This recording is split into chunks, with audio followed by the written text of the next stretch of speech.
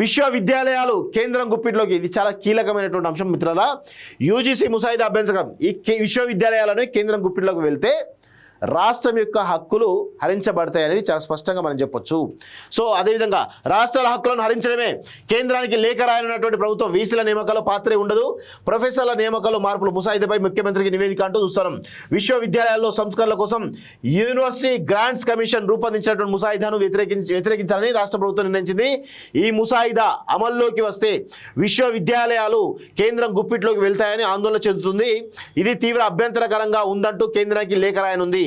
రాష్ట్రాల హక్కులను హరించడానికి కేంద్ర ప్రభుత్వం ఈ ముసాయిదాను రూపొందించినట్లుగా ఆరోపిస్తోంది. యూజీసీ దాదాపుగా తాజాగా రూపొందించిన ముసాయిదాపై అభిప్రాయాలను తెలియజేయాలంటూ పబ్లిక్ డొమైన్లో ఉంచింది. ఇప్పటికే కేరళ, తమిళనాడు వంటి రాష్ట్రాలు ఈ ముసాయిదాను వ్యతిరేకిస్తూ నిర్ణయం తీసుకునేది. రాష్ట్ర ప్రభుత్వం కూడా దీన్ని వ్యతిరేకించాలని నిర్ణయం తీసుకోవడం తెలుస్తోంది.